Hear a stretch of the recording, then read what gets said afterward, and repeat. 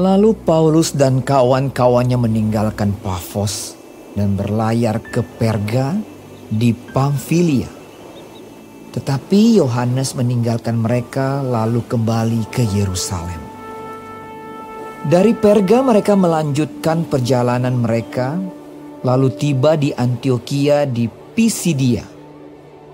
Pada hari Sabat mereka pergi ke rumah ibadat, lalu duduk di situ. Setelah selesai pembacaan dari hukum Taurat dan kitab nabi-nabi, pejabat-pejabat rumah ibadat menyuruh bertanya kepada mereka. Saudara-saudara, jikalau saudara-saudara ada pesan untuk membangun dan menghibur umat ini, silakanlah. Maka bangkitlah Paulus. Ia memberi isyarat dengan tangannya, lalu berkata, Hai orang-orang Israel, dan kamu yang takut akan Allah, dengarkanlah. Allah umat Israel ini telah memilih nenek moyang kita dan membuat umat itu menjadi besar ketika mereka tinggal di Mesir sebagai orang asing.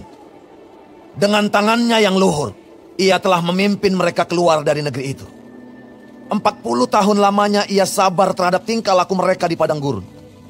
Dan setelah membinasakan 7 bangsa di tanah Kanaan, ia membagi-bagikan tanah itu kepada mereka untuk menjadi warisan mereka selama kira-kira 450 tahun. Sesudah itu ia memberikan mereka hakim-hakim sampai pada zaman Nabi Samuel.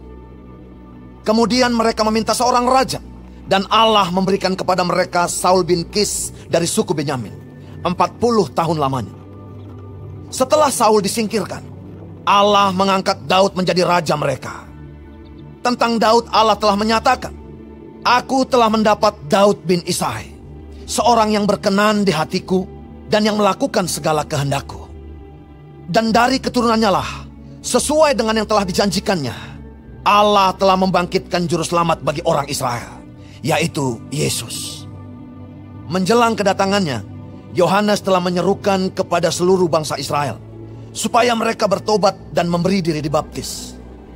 Dan ketika Yohanes hampir selesai menunaikan tugasnya, ia berkata, Aku bukanlah dia yang kamu sangka, tetapi ia akan datang kemudian daripadaku. Membuka kasut dari kakinya pun aku tidak layak. Hai saudara-saudaraku, baik yang termasuk keturunan Abraham maupun yang takut akan Allah, kabar keselamatan itu sudah disampaikan kepada kita. Sebab penduduk Yerusalem dan pemimpin-pemimpinnya tidak mengakui Yesus. Dengan menjatuhkan hukuman mati atas dia, mereka menggenapi perkataan nabi-nabi yang dibacakan setiap hari Sabat. Dan meskipun mereka tidak menemukan sesuatu yang dapat menjadi alasan untuk hukuman mati itu, namun mereka telah meminta kepada Pilatus supaya ia dibunuh. Dan setelah mereka menggenapi segala sesuatu yang ada tertulis tentang dia, mereka menurunkan dia dari kayu salib, lalu membaringkannya di dalam kubur. Tetapi Allah membangkitkan dia dari antara orang mati. Dan selama beberapa waktu ia menampakkan diri kepada mereka yang mengikuti dia dari Galilea ke Yerusalem. Mereka itulah yang sekarang menjadi saksinya bagi umat ini. Dan kami sekarang memberitakan kabar kesukaan kepada kamu, yaitu bahwa janji yang diberikan kepada nenek moyang kita telah digenapi Allah kepada kita, keturunan mereka, dengan membangkitkan Yesus, seperti yang ada tertulis dalam Mazmur kedua. Anakku, engkau, aku telah memperanakkan engkau pada hari ini. Allah telah membangkitkan dia dari antara orang mati, dan ia tidak akan diserahkan kembali kepada kebinasaan. Hal itu dinyatakan oleh Tuhan dalam firman ini. Aku akan menggenapi kepadamu janji-janji yang kudus yang dapat dipercayai, yang telah kuberikan kepada Daud. Sebab itu ia mengatakan dalam Mazmur yang lain, Engkau tidak akan membiarkan orang kudusmu melihat kebinasaan. Sebab Daud melakukan kehendak Allah pada zamannya. Lalu ia mangkat dan dibaringkan di samping nenek moyangnya. Dan ia memang diserahkan kepada kebinasaan.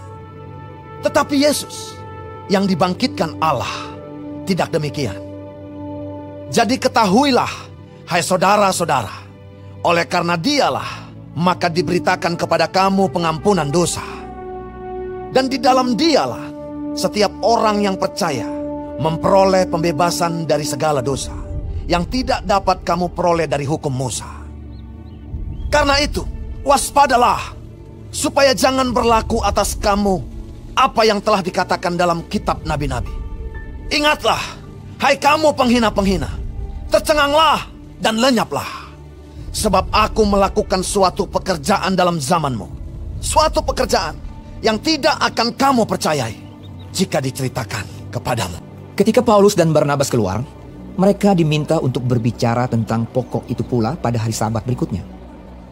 Setelah selesai ibadah, banyak orang Yahudi dan penganut-penganut agama Yahudi yang takut akan Allah mengikuti Paulus dan Barnabas. Kedua rasul itu mengajar mereka dan menasihati supaya mereka tetap hidup di dalam kasih karunia Allah. Pada hari Sabat berikutnya datanglah hampir seluruh kota itu berkumpul untuk mendengar firman Allah. Akan tetapi, ketika orang Yahudi melihat orang banyak itu, penuhlah mereka dengan iri hati dan sambil menghujat, mereka membantah apa yang dikatakan oleh Paulus. Tetapi dengan berani, Paulus dan Barnabas berkata, memang kepada kamulah firman Allah harus diberitakan lebih dahulu. Tetapi kamu menolaknya dan menganggap dirimu tidak layak untuk beroleh hidup yang kekal. Karena itu kami berpaling kepada bangsa-bangsa lain. Sebab inilah yang diperintahkan kepada kami. Aku telah menentukan engkau menjadi terang bagi bangsa-bangsa yang tidak mengenal Allah, supaya engkau membawa keselamatan sampai ke ujung bumi. Mendengar itu bergembiralah semua orang yang tidak mengenal Allah, dan mereka memuliakan firman Tuhan. Dan semua orang yang ditentukan Allah untuk hidup yang kekal menjadi percaya. Lalu firman Tuhan disiarkan di seluruh daerah itu.